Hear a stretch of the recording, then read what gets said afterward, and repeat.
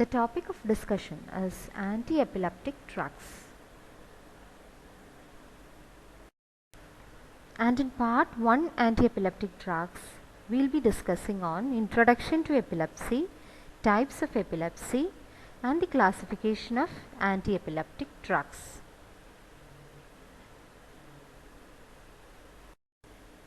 Now coming to the introduction to epilepsy.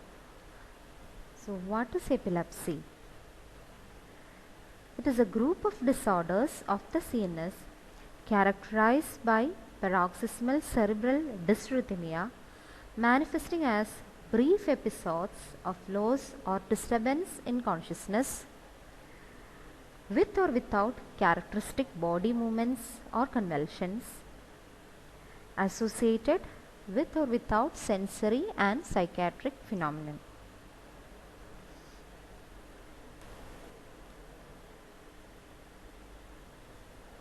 The epileptic episodes are highly unpredictable and their frequency is variable.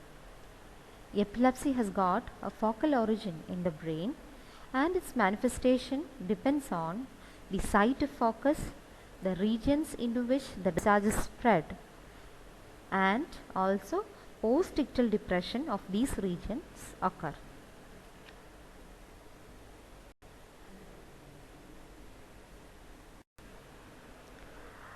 Now we will look into the difference between seizure and epilepsy. Seizure is defined as a transient alteration of behavior due to the disordered, synchronous and rhythmic firing of population of brain neurons, while epilepsy is described as the disorder of brain function characterized by periodic and unpredictable occurrence of seizures.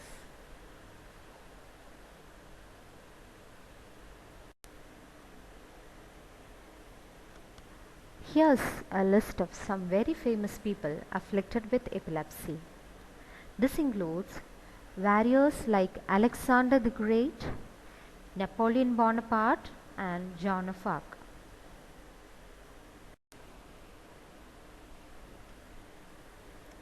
It also includes famous novelists like Lewis Carroll, who wrote Alice in Wonderland, Vincent van Gogh the painter, scientist Isaac Newton, the great philosopher Socrates, and the cricketer Tony Greig.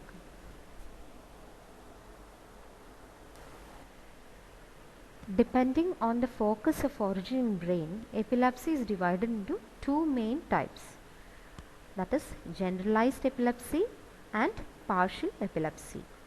Generalized epilepsy is divided into four subtypes. The first one is generalized tonic-clonic seizures, also called as grand mal epilepsy. The second one is absent seizure, also known as petit mal epilepsy. And the third one is atonic seizure, and fourth is myoclonic seizure.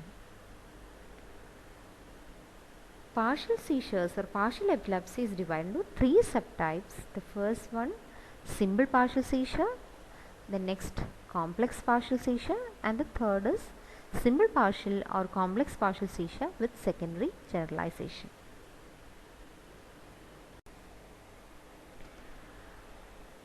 Partial seizures have a unilateral localized origin in the brain but may spread to small or large area or to the whole brain. Focal origin may be evident clinically or may be detected in the EEG. While generalized seizures have a diffuse origin involving both the hemispheres of brain and the manifestations as well as EEG abnormalities are bilateral.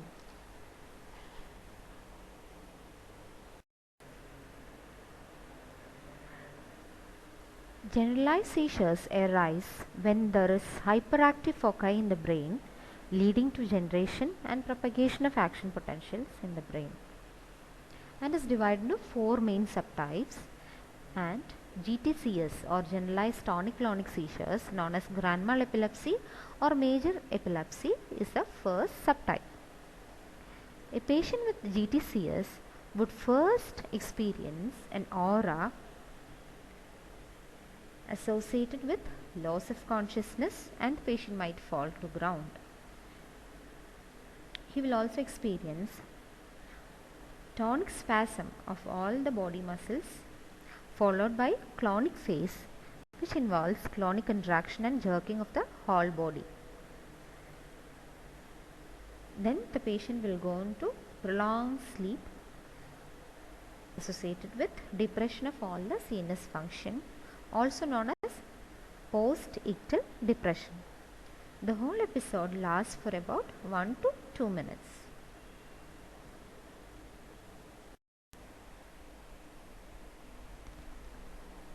The second important subtype is the absent seizures, also called as minor epilepsy or petit mal epilepsy.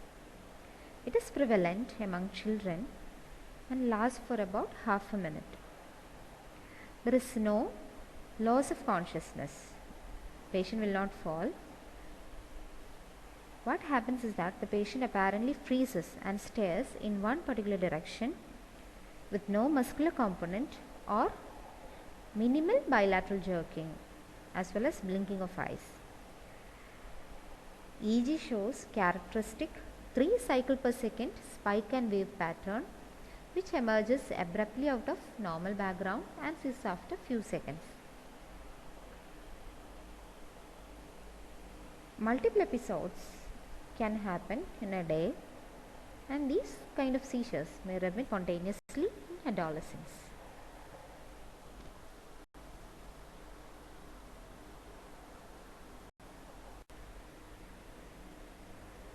Now coming to the other types of generalized seizures. The third one is akinetic epilepsy or atonic seizures.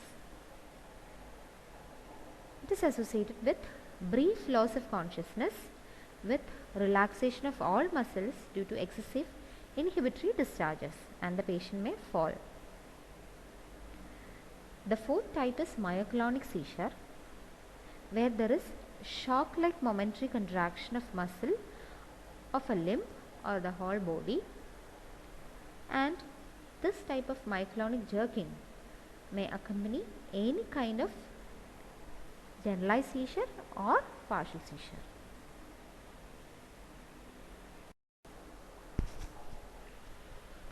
Partial seizure occur when there is a restricted focus of hyperactivity in the brain. There are 3 main subtypes. First is simple partial seizures, also called as cortical focal epilepsy. Here there is sudden onset of unilateral clonic jerking of a particular group of muscles or a limb lasting for about 30 to 90 seconds, or it can even present as localized sensory disturbances like pinpricks associated with visual or auditory hallucinations, depending on the area of cortex involved. The patient remains conscious and is aware of the attack. Another subtype is complex partial seizure, also called as temporal lobe epilepsy, in which the focus is often in the temporal lobe of the brain. The third type is partial seizures associated with secondary generalization, where the impulse starts off as a partial seizure, soon it spreads across the brain, and finally the clinical presentation becomes similar to that of clonic tonic seizures.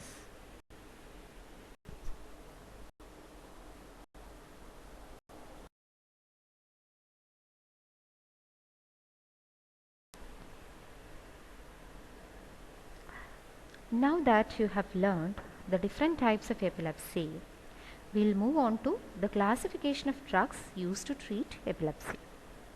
Anti-epileptics can be classified either based on their chemical nature or on the basis of their mechanism of action. We will now look into the chemical classification of anti-epileptic drugs. You have to learn this classification by heart. So, the first group is barbiturate, which includes the drug phenobarbital, and phenobarbital is the first drug introduced for the treatment of epilepsy. The second group is deoxybarbiturate, which include primidone. The third one is hydantoin, including phenytoin and fosphenytoin. And the fourth group is immunostilbin, which includes carbamazepine and oxcarbazepine. Fifth one is succinimide, which involves ethosuximide. And the sixth one is aliphatic carboxylic acid, including valproic acid or sodium valproate and divalprox.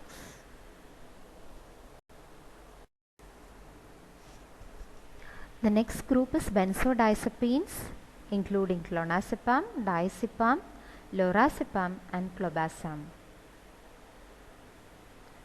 Eighth one is phenyltrypsin, including lamotrigine.